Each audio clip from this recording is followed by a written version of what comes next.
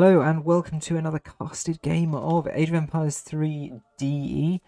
Tonight we're bringing you another best of 3 set from week 3 of the Sunbros 1v1 tournament. And we have Colonel Sanders versus Sir Young Marshal. We've got Colonel Sanders playing as the USA in the colour blue, and we've got Sir Young Marshal playing as Sweden in the red. The map for this game is Ivory Coast. The most interesting thing about this map is, whoa, scroll speed going crazy. Let me just fix that. Most interesting thing about this map is definitely the treasure giving a experience trickle. So both players are going to start with one of those. It looks like Sweden is ignoring theirs for now. I have seen a couple of games where players have tried to snipe each other's version of this. So Sweden needs to be a little bit careful of that because their explorer is nowhere near home. USA picking theirs up straight away too. We're seeing a few idle villages from both sides here. Those three house building villages there were just standing around for a while, and I think there was something similar going on here with the torps for Sweden.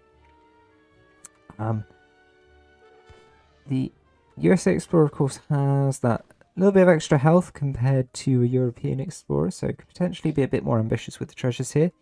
So we see Sweden picking up a nice little 35 food.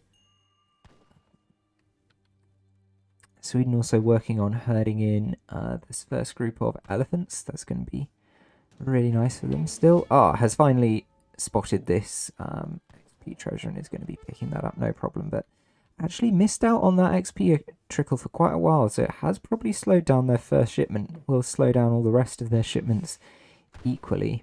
If we tab over to the USA, we can see they have put in their first shipment, and it's not a typical one, Chinese immigrants.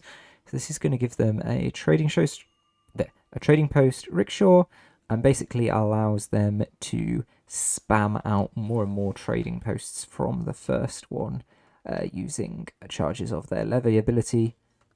Got another idle villager there just for a little while.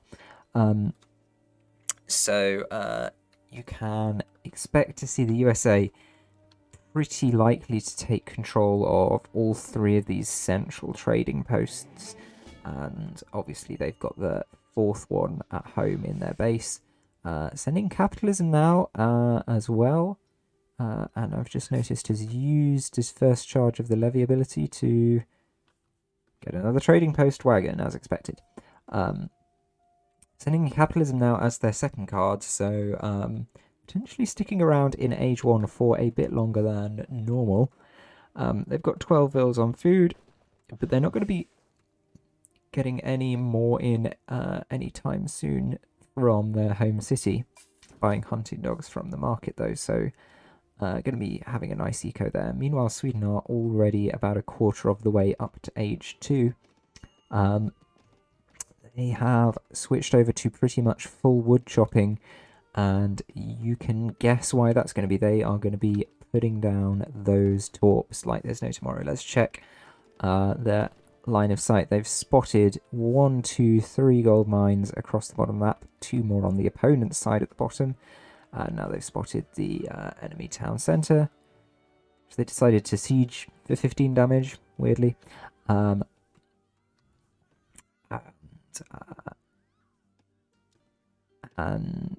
they've sort of identified the first hunt for America as well, more or less.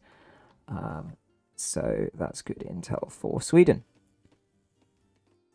Some torps going down now, starting to talk about this second gold mine. Very defensive, or like defensible torp location there. But why not? If you're going to be getting a lot of them, start with the ones that are nice and close to home. It's got a second shipment available, saved it up for Age 2. That's not that surprising. And going to be sending in Dominions to get 4 war torps and allow the torps to receive home economic shipments and gather up crates. Also has a barracks and an outpost laid down. The outpost is the outpost wagon, presumably from the Governor Age Up.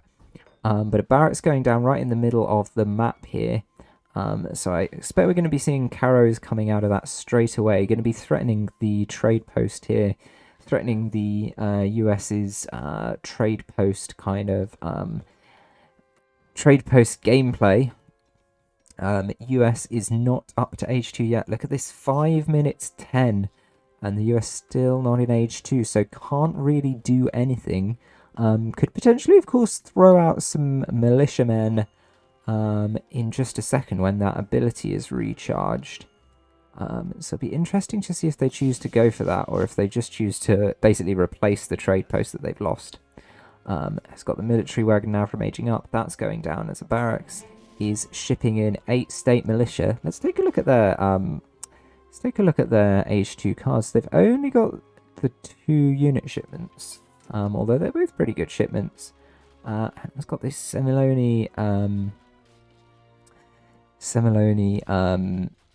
2-time paid shipment as well. So it's queued up all their unit shipments there. Obviously feeling the pressure a little bit from this Sweden forward base. Sweden have just put out 5 Karolians. It's not a massive investment for them. They've got 5 more on the way. They've got 3 Hussars. So, okay, this is starting to look like a bit of an Age 2 pressure play, but the thing about Sweden is they'll be able to pivot this into Age 3 really, really easily if they choose to. 3 Hussars also on the field. 4 more Carrows. I expect that'll be 5. So I expect the USA will be staring down 15 Carrows and the 3 Hussars before they can even start to really challenge them in any way. Here we go. It's almost fight time. I don't know if Sweden saw the US army there. They've got their Hussars taking out 1 villager, but they're going to need to scout around a bit before they can find any more, because they haven't really got enough intel about where the hunts are running. This army of state militia, they have got a mild bonus against heavy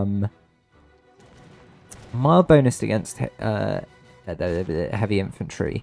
They're obviously not as good as skirmishers as the sharpshooters that the US get later on in the game. The Hussars coming in to try and take some of those down, but the regulars in the mix are going to be meaning the Hussars are pretty much going to die on that mission. Now the USA has, how many regulars is that? 10 in total, versus Sweden 13 Karolians. I think their regulars are just a shade strong. Oh, they're quite a lot stronger in ranged attack, yeah. I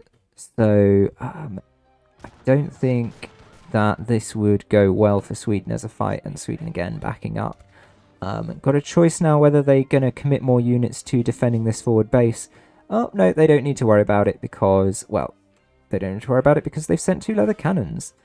But because the USA Army has backed off. So, a lovely raid going down. This could be really important. Those 2 Hussars weren't killed off despite my comment. And have just been able to set up camp at the back of the base here, dragging the whole US Army back if they choose to go look for them. But of course, US can't really see them and isn't chasing them down.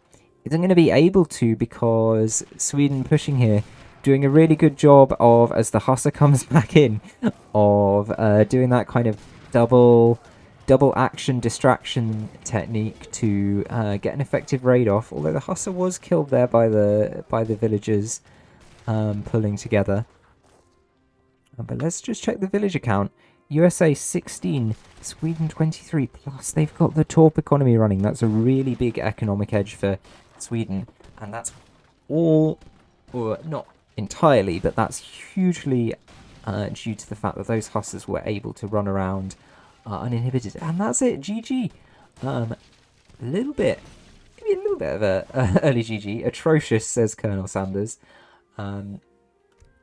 Very unfortunate start for the USA there. You've got to wonder whether they were planning to go so heavy in Age 2, whether their hand was forced by the Swedish aggression there.